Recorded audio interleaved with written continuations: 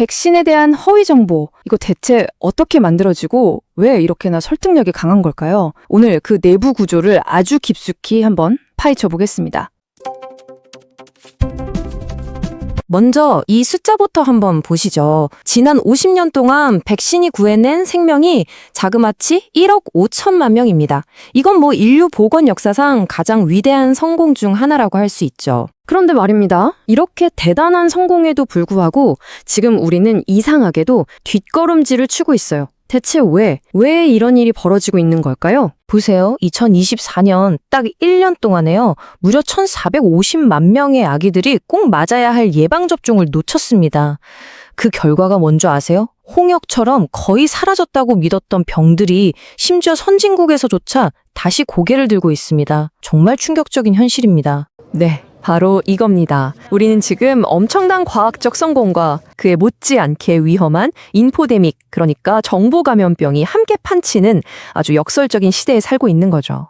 오늘 이야기는 바로 이 지점에서 시작합니다. 자, 허위 정보가 어떻게 만들어지는지 그 기술적인 부분을 보기 전에요. 우리 먼저 근본적인 질문을 던져봐야 합니다. 사람들은 대체 왜 이걸 믿는 걸까? 바로 이 불신의 심리학을 먼저 들여다봐야 해요. 여기 카자흐스탄에서 진행된 한 연구가 아주 중요한 단서를 줍니다. 보면 보건당국을 믿는 사람들은 백신 접종을 거의 망설이지 않아요. 그런데 음모론적인 사고방식을 가진 사람들은요, 전문가의 말 자체를 믿지 않는 거죠. 이게 아주 강력한 독립변수가 되는 거예요. 결국 신뢰가 무너지면 팩트는 힘을 잃게 됩니다. 그럼 이런 불신은 어디서 올까요? 보통 몇 가지 공통된 심리적인 동인이 있습니다. 예를 들면 백신 안에 들어있는 수은 같은 특정 성분에 대한 막연한 공포, 또 자연 면역이 백신보다 훨씬 우월하다는 그런 믿음, 그리고 제약회사들은 오직 돈만 밝힐 거라는 아주 깊은 불신. 바로 이런 것들이죠. 자, 이제부터가 진짜입니다. 본격적으로 허위 정보가 만들어지는 3가지 핵심 전술을 하나씩 해부해 볼 텐데요. 오늘 분석에서 가장 중요한 부분이니까 집중해 주세요. 첫 번째의 전술, 바로 시각적 거짓말입니다. 백신 안에 살아있는 생명체와 마이크로칩이 들어있다. 이런 충격적인 주장 들어보셨나요? 이건 내 눈으로 직접 봤다는 착각을 일으켜서 우리의 이성적인 방어벽을 그냥 한 방에 무너뜨려 버립니다. 근데 이 영상에서 꿈틀거리는 것들, 이거 정체가 뭘까요? 바로 브라운 운동이라는 아주 기본적인 과학 현상입니다. 뭐냐면 액체 속에 있는 아주 작은 입자들이 주변의 물 분자들하고 계속 부딪히면서 무작위로 막 떨리는 거예요. 지극히 자연스러운 현상일 뿐이죠. 이게 꼭 살아있는 것처럼 보이지만 사실 생명과는 아무런 상관이 없는 겁니다. 애초에 백신은 완벽한 무균 상태에서 만들어지기 때문에 미생물이 살 수가 없어요. 자, 두 번째 전술로 넘어가 보죠. 바로 데이터 거짓말입니다. 백신이 전례 없이 빠른 속도의 암, 이른바 터보암을 유발한다. 이 이야기는 정말 많은 사람들의 감정을 자극하면서 말 그대로 바이러스처럼 퍼져나갔습니다. 그리고 이 주장의 근거로 아주 단골처럼 등장하는 게 바로 이 표입니다. 2025년에 발표된 한국 코호트 연구 결과인데요.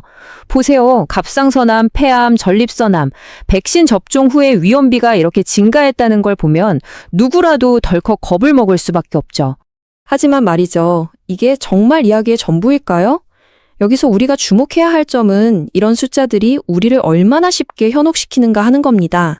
여기에 바로 감시 편향이라는 아주 교묘한 함정이 숨어 있습니다. 생각해보세요. 백신을 맞으러 가는 사람들은 평소에도 자기 건강에 더 신경 쓰는 경향이 있겠죠?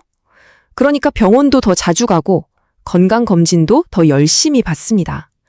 그러다 보니 원래 몸에 있던 암을 더 일찍, 더 많이 발견하게 되는 거죠. 즉, 백신이 암을 만든 게 아니라 높아진 감시 수준이 암을 더 잘 찾아낸 것뿐입니다. 그리고 이 그래프는 그 모순을 정말 기가 막히게 보여줍니다. 로체티의 역설이라고 불리는데요. 진짜 놀라운 건 이 연구 대상자들의 암 발생률이 사실은 한국 전체 평균보다 20%나 낮았다는 겁니다. 만약에 백신이 정말 터보암을 일으켰다면 결과는 정반대여야 했겠죠. 이건 데이터의 맥락을 완전히 무시한 완벽한 왜곡이라고 할 수 있습니다. 자, 이제 마지막 세 번째 전술입니다. 바로 시스템 거짓말인데요. 이건 공중보건을 지키려고 만든 도구를 오히려 공격 무기로 써먹는 아주 악의적인 방식입니다. 그 대표적인 예가 바로 VARS, 미국의 백신 부작용 보고 시스템이죠. VARS는 수동적 감시 시스템이에요. 이게 무슨 뜻이냐면 의사든 환자든 심지어 일반인이든 누구나 어떤 증상이든 자유롭게 보고할 수 있다는 겁니다. 그러다 보니 여긴 인과관계가 증명되지 않은 온갖 정보들의 거대한 창고 같은 곳이죠. 실제로 보고서 중에는 백신 맞고 나서 우물에 빠져 사망했다는 황당한 사례까지 있어요. 상관관계가 곧 인과관계는 아니라는 걸 아주 명확하게 보여주는 예시입니다. 자, 그럼 이론은 이쯤 하고 이런 문제들이 아주 독특한 공중보건 환경을 가진 한국에서는 구체적으로 어떻게 나타나는지 실제 사례를 한번 들여다보겠습니다. 이게 또 아주 흥미롭습니다. 보시는 것처럼 한국의 어린이 국가 예방 접종률은요, 정말 세계 최고 수준입니다. 전 세계가 부러워하는 공중보건의 명백한 성공 사례죠. 그런데 말이죠, 이렇게 엄청난 성공의 이면에는 그 백신 사실 중국산이다. 알고 보니 그냥 식염수, 물백신이더라. 같은 정말 황당무계한 루머들이 끊임없이 온라인을 떠돌고 있습니다.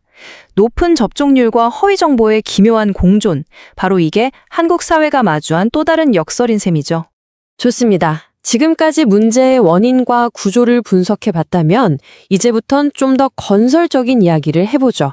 앞으로 나아갈 길, 즉 이 지독한 인포데믹과 우리는 어떻게 싸워야 할 것인가, 그 해법을 모색해 보겠습니다.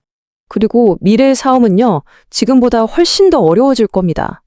왜냐하면 인공지능이 만든 딥페이크 영상이나 전문가도 속을 만큼 정교하게 조작된 가짜 연구 논문들이 쏟아져 나올 테니까요.